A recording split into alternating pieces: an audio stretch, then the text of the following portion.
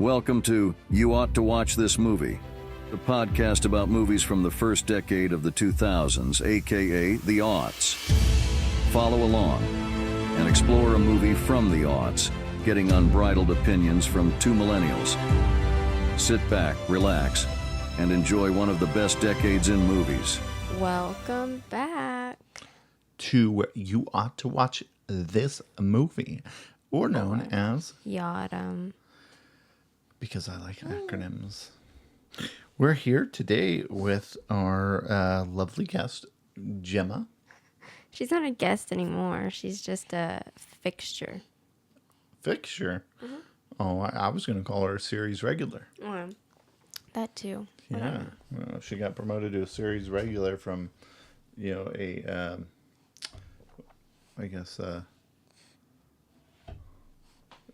what's the difference, or what would a series non-regular Guest star. be? Yeah, guest star. Because, now a series regular. Congratulations, Gemma. So, today we are reviewing Someone Like You from 2001, which makes me think of the Adele song. Mm-hmm. Only, 19 years earlier. Yeah. So. Was that in 20? I don't think so. No, that was out in 11. Oh, was it? Yeah. Oh, 10 years too early. Yeah. Yeah, you're right. I was a little ahead of myself. Sorry. This released March 30th of 01, the same day Spy Kids came out. So we did not skip any movies to get to this one. So no reflection on movies we didn't watch. Yeah. And this would be the time that we tell you, if you haven't seen Someone Like You, that stars Ashley Judd and Hugh Jackman, go ahead. To your nearest Blockbuster, Family Video, Hollywood Video, or your nearest computer or smart TV, and rent or buy it, because it wasn't on a streaming service when we watched it, and we decided to buy it for what was it, like, instead $10 instead of $3, like $99 or $79 or something. $3.79, I think. It was $9.99. Oh, I thought it was like $6.99 or something. No, you said $6 was a steal, because it was like a difference between $4 and $10. Yeah, for $6. Yeah. So we just have to make sure that our Amazon Prime account, we can access all the videos, because we've had difficulties with that in the past. Yes, because we purchased them on different smart TVs or devices. Well, I'm sure they got that figured out by now. I don't think so, because I still can't see everything we bought in Connecticut on this TV. I can only see the things we bought here. But maybe not. I'll look, but I don't think I can see everything we bought. We have Back to the Future movies. So. I saw that, but previously we bought the Lion King movies. Oh, yeah. And we'll definitely need that for this one. yes. Yeah. So this, unlike the Lion King, is not a child's movie. No, but it's not rated R, so there's that. Yeah. And so we're going to start out with a summary. I did have some bad language, though. Oh, okay. Yes. And trailer notes first, then summary. Trailer thoughts. There was a voiceover. I'm not sure if I will like it as much as I think I will. I think I would see this in theaters. Like, if I were not 11 when it was in theaters, I think it would be something. Today. Maybe. Well, I mean, maybe not today, because we can't really go to the theater. Well, yeah, but it's like if you were in your prime movie-going age. Let's say 18. high school or, let's say high school, early college. Yes. And then I said, what happened in the trailer notes, but this might be a comment for later. What happened to the great rom-com? Yeah. And I said, Hugh Jackman is young. Although we did see him as Wolverine for our 2000 movies, but he didn't look the same because he had all that facial hair and stuff. So in this movie, he looked really young. Oh. Well, my first thought on the trailer was this is definitely something I can picture Colin watching. And it had, I'm having to adjust here for Gemma's sake. She wants to, lounge back. So I'm getting her all situated, which is the creaking you hear from my chair. So is the voiceover I thought was run par for the course and setting up a rom-com, and I was thinking to myself, this is going to play out exactly like I think it will. Because like the love story, like the what is unexpected love found, or unexpected love found after love lost. Okay. And boy, did that trailer not tell me the entirety of the story. The trailer played things, but out of order, Mm-hmm. like really out of order. So I pulled up Hugh Jackman to see like how old he is and see how old he was in this movie. And there's this trailer playing for something, but I don't know what the movie is yet. Is it a new Hugh Jackman I movie? think so. But whatever it is, he looks freakishly like Rumpelstiltskin in Once Upon a Time. Oh my. It's very creepy. It's a movie about like musicians. Song people. Yeah, those song people. I'm waiting. It should be almost over now. I don't know what the movie is. It says this Christmas. Last Christmas, I gave you my heart. But anyway, he was 33 when this movie really released. Oh, okay. Or more 32 or 33. Yeah. So we're older than he was. Yeah. He looked our age. Mm-hmm. I thought he looked like maybe late 20s. Okay. But he looks so different now. Did you find that movie title yet? It's still playing. Oh. This stupid trailer is still playing. Song Sung Blue. That's what it says. Is it another musical, you think? Oh, it had Kate Hudson in it. And I don't know who it's about. Let's see. Song Sung Blue. I bet you Gemma will enjoy singing once she, learns the English language. Oh. What? I don't know. I thought it was going to be like a biopic. A biopic? Whatever. Yeah. But it says 2 down on their luck performers from a Neil Diamond tribute band, proving it's never too late to find love and follow your dreams.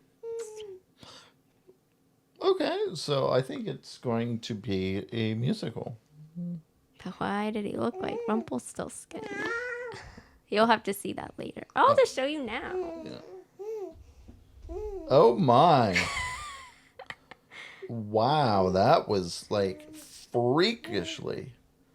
Jeez, he's got long hair. So in Once Upon a Time, to digress real quick, in Once Upon a Time, the ABC series, there is a what was his actual city like? Mr. Gold. Mr. Gold, and so these individuals, the entire premise of the at least the beginning seasons up until the last was that these individuals, these fairy tale individuals, are living in a town in Maine, and they have forgotten that they're fairy tale characters, and so they're living out their life, except for Rumpelstiltskin, who's still aware, and the evil queen. Spoiler alert if you've never seen this, because I don't think they tell you right off the bat. Okay, well, yeah, so spoiler alert. Sorry. We'll put that in the description. Well, they already, they won't know. Sorry, Gemma. I didn't mean to spoil it for them. So. So, anyways, is Mr. Gold, who is Rumpelstiltskin in the fairy tale world, but he's Mr. Gold in this town in Maine. Mm-hmm. It looks, this Hugh Jackman's character in this new upcoming movie. Yeah, he looks exactly like him, right? Pretty much. Very creepy. Freaky, creepy. One of the two. So, on to the Summary.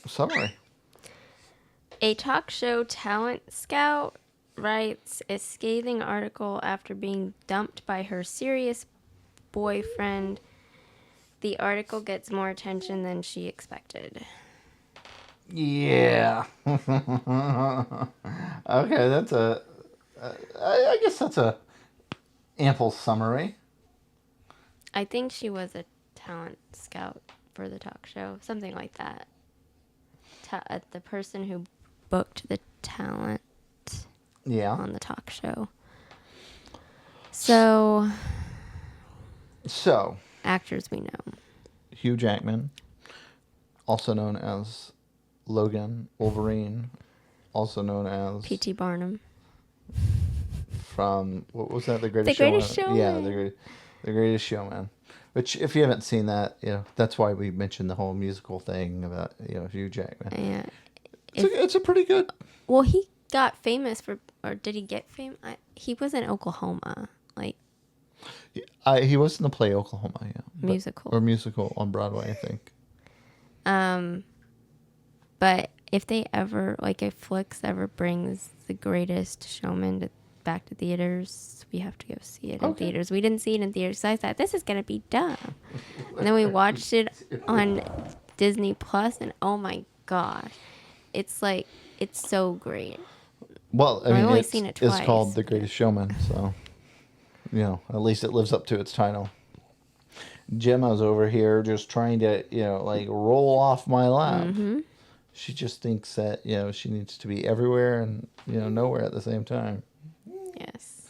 So, other actors was Ashley Judd. What else is she in? She's Robin Leffler from Star Trek TNG. Ah, that is right. Ooh, nice.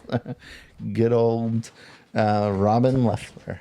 And also we knew Greg Kinnear or whatever, the guy who broke up with her. I can't remember. He was from You've Got Mail. He was the girl's boyfriend before she got with Tom Hanks's character. Okay. But he wore glasses in that one, not in this one. And also Marissa Tomei. Yes, who we knew from What Women Want and also Crazy Stupid Love. Okay. Well, she wasn't a main character in that, was she? In either? Yeah. She was the barista. Yeah, that's right. That's right. And in Crazy Stupid Love, she was a that teacher. Okay. Remember, kind of. Nah. Do you remember the movie? I'm trying to think of it. Michael, Steve Carell and it's Prison Mike from The Office. Steve Carell, Ryan Gosling. Oh yes. Yes. Emma, yes. Wait, what's her name? The person who played Cruella. Oh, that's not Emma Watson. Emma Stone. Yeah, Emma Stone. Yeah. And guess who wrote that movie? I think I've told you before. Dan Fogelman. Oh, Dan Fogelman. He's found everywhere. I know. I don't know why you whispered that. Maybe he'll show up here if we say his name loud enough, because he just shows up everywhere you don't expect him to be. I know. Yeah, great writer though. And the guy who did the music on This Is Us has been his friend since they were in college, and he does the music for Only Murders in the Building. He's everywhere. Yeah. Well, and the people he knows. Yeah. 6 Degrees of Kevin Bacon. But I don't think there was anyone else That's everyone I had on my list. So, is there someone that you recognize, Gemma?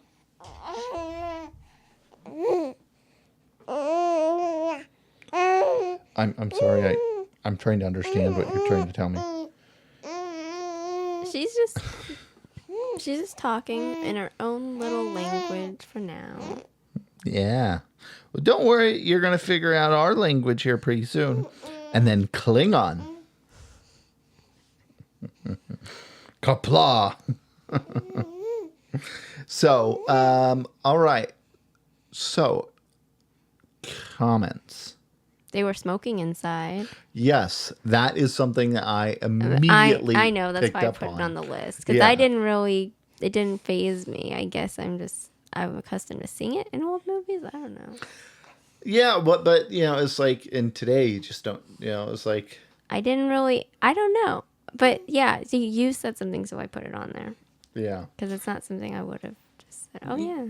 It's like, oh man, like, you know, like full on cigarettes. Not, you know, like those, I mean, they could have been clove cigarettes, but, you know, it's like they were full on smoking.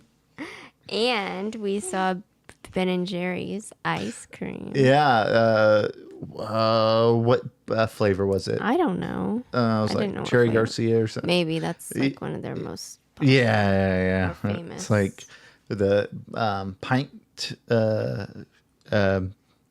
The pints have not changed their look in 20 some odd years. Yeah.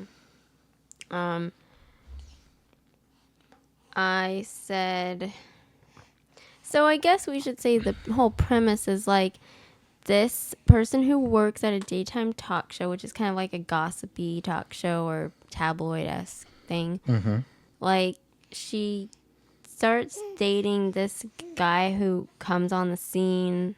He's hired at the show, and then like they start to become serious, and he says that he has a girlfriend, but he's going to tell her that it's over, and they keep referencing her as D. Yeah. And then like they are going to move in together, and then he says, oh, I've gotten back together with my previous girlfriend, and it turns out that it's the host of the talk show, Diane. Yeah. And they find out because whenever they're out and about, you know, she buys him this shirt, and she, you know, is wearing the shirt. Yeah, Diane, and it's just like, oh my.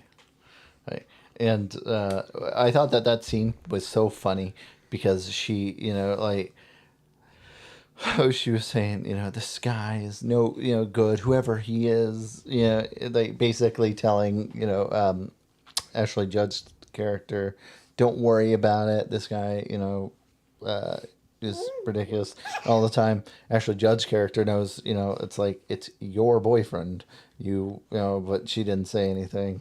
And it was like, oh no, like, is it going to come crashing down? But it didn't. And so, but the premise, continue on. Well, then, since she had already, like, started to move out of her apartment, and now she can't move in with Ray, she gets an offer to live with Eddie, who is Hugh Jackman's character. Who's a player. Yeah, that's a nice way of putting it. I figured you like that. And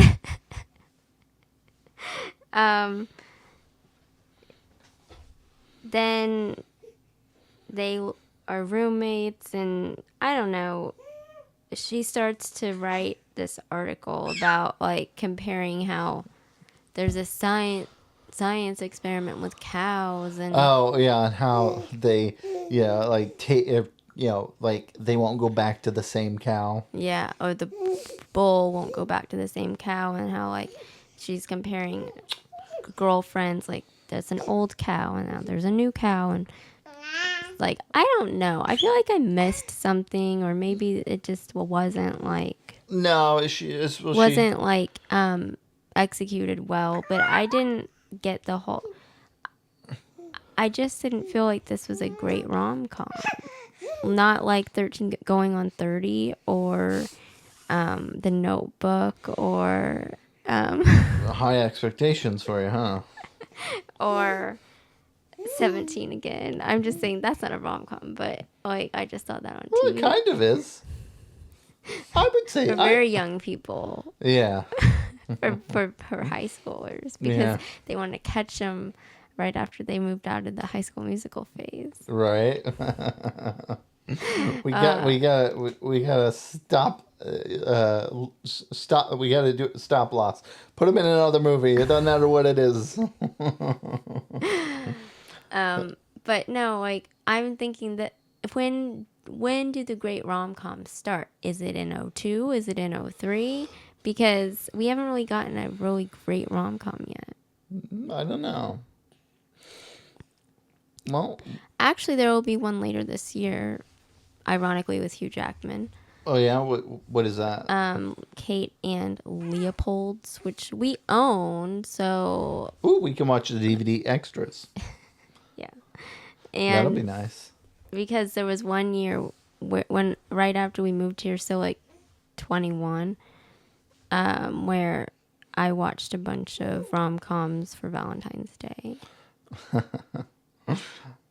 In our lovely little duplex that we moved into.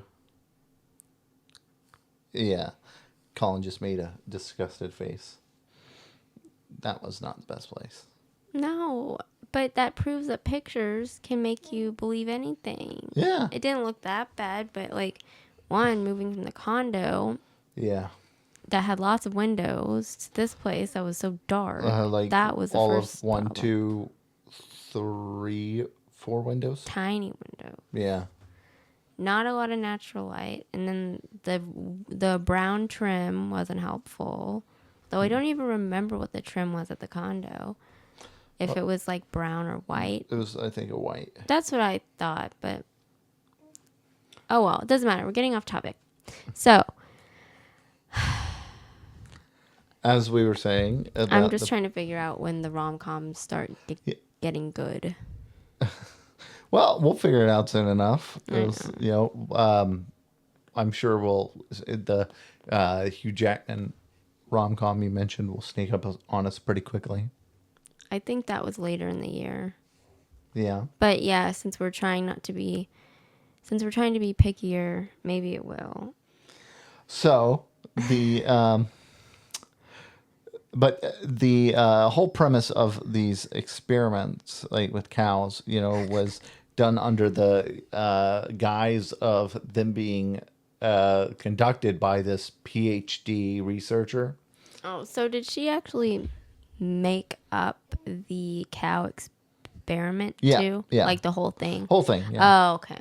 Yeah, the whole thing was made up, and it was just her creating a fluff piece that I don't think she thought would be taken seriously, but then it was. Yeah. And then everybody thought this doctor was a real person. And They had some were old lady picture. It was so good. trying to find her for the talk show. Yeah.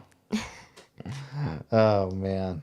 But and so during this entire process of her getting her heart broken and then living with what's his face, Eddie, is she has this like culmination of like, oh, this research is crap, blah blah blah, and like self-pitying, and they have a moment which the whole time I was watching that I'm thinking, okay, this is a rebound love, like, but that's not to like discredit it, but it just had all the elements of a rebound. It's like, yes. You have something to say? No? Okay. So then at the end of the movie, after before she confesses her love for Eddie, she says they set up a call with this fake researcher, the fake old lady PhD, to be on the show. Well, she calls her friend, Melissa or Marissa Tomei? Marissa. Marissa Tomei's like, watch this, and instead of the woman calling in, she says, "Oh, she's here," and so she gets mic'd up herself, and then goes on stage, and then has this breakdown in front of the world about like, I made it up, and men are pigs, blah blah blah, and during this,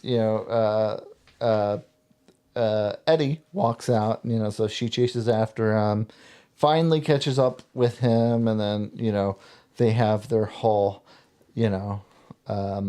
come to Jesus moment. Oh, we love each other. I just had a thought. Yeah, what is that? I think I know what could have made this movie better. More singing, more comedy, more good music for the soundtrack. Because I don't remember. I just looked up the soundtrack. That is so interesting because you do a lot of songs. Remember whenever it's a good soundtrack is. Are you saying you as me personally? Like, or you no. Generally, oh, okay. Is like you're right. Is I think that the score has a lot to do with it. Like, okay, let's take The Holiday for example. Okay, is like. I am pretty sure that and it's not that I've just watched it enough times, but is that I distinctly remember the score being really well done, even like the first time, that we watched it. Yes. Well, you're saying score as in composed music. Yeah. I'm saying soundtrack as in soundtrack songs. score. I'm saying it collectively. Okay. Is because like they had Imogen Heap, they had all of these really. Oh yeah. You see? I could not think, and that's so silly because I have all those songs. I can only think of Mr. Brightside, and I'm like, what other songs are in there? Oh, duh, those other two songs that I have on my Christmas playlist. Yeah, by Jet. Are You Gonna Be My Girl? Or is it? Oh yeah. Yeah, I don't know if it's that song. Well, yeah, you're right, but I would yes. Oh, that's not really a rom-com. What do you call it? A rom-drom? A rom-com drum. There's no comedy though. Sure there is. No, there's not. It's a serious movie. There's humorous moments. Okay. All right. But yeah, I think if they had some catchy songs, I would have liked it better. Hey, it was the Heide Lincoln Park's, hybrid theory. They could have put on, like My December, Pushing Me Away. I don't think that they could have, gotten away with like One Step Closer, or, Crawling. Forgotten. Crawling. They might have been able to get away with that. Why do all of these movies that we've watched, a lot of them take place in New York? Or they seem to take place in New York. Why? Because at least, that was, I want to say during Juliana. Yeah, it was. I forgot to put this on my, I put it on my phone, I think. That they mentioned that the apartment that they were going to, oh yeah, I have more notes I didn't write here from my phone. They said the apartment that they were going to move into. Yes, was looking at the Twin Towers. Oh yeah, that was so. And I said, "Oh, that's sad." Yeah. And then I said in my notes on my phone, I was like, "Oh, why do they need a realtor to get an apartment?" To get an apartment because it was, as people buy apartments there.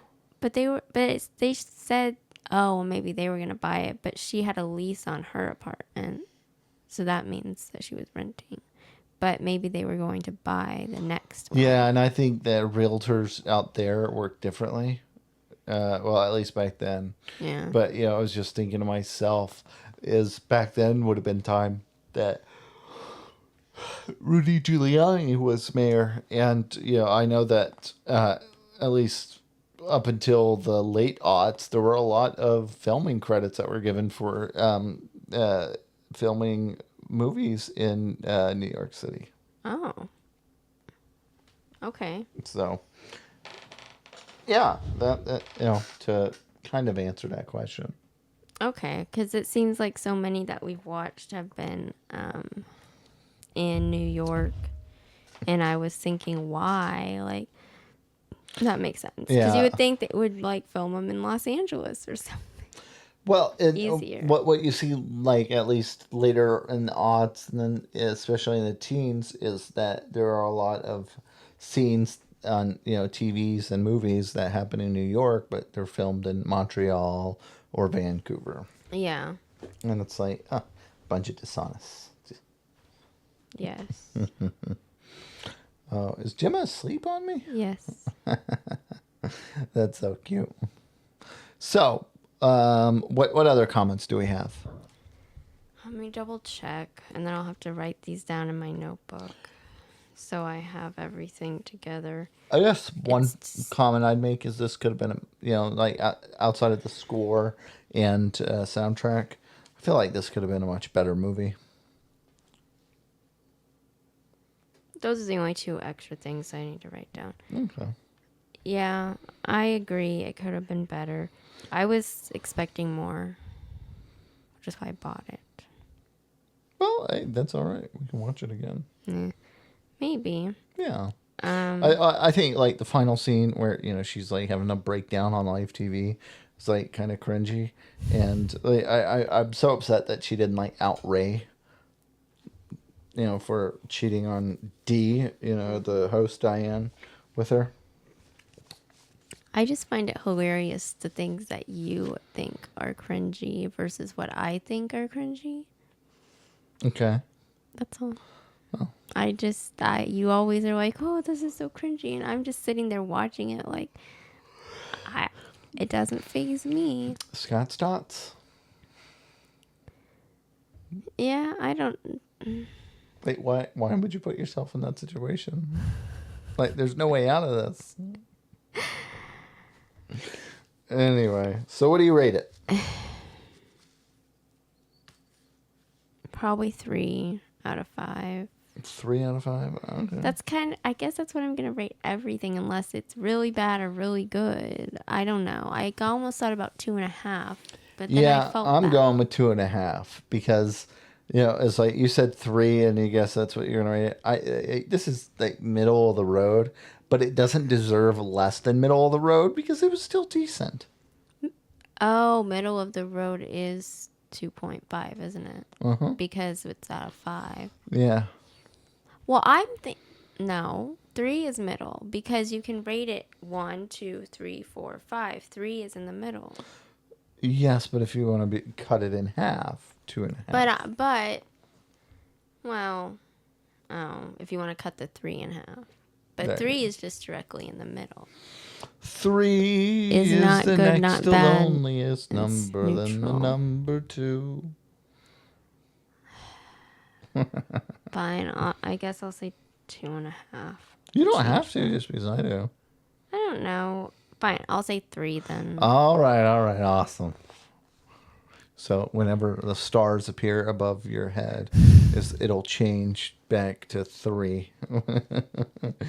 Well, all right. Well, other than that, we'll be back here in 2 weeks. What is our next movie? Do we know? We haven't picked it Ooh. yet, have we? I don't think I don't know. We'll figure it out. Well, we sure. have to figure it out. And we never tell them ahead anyway. I don't think. Maybe we do. Maybe we don't.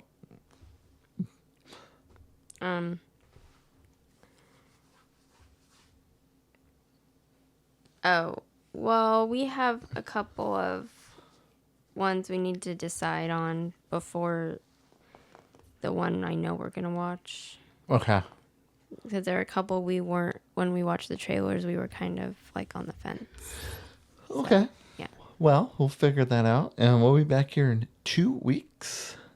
And until next time, I'm Colin. she's Gemma.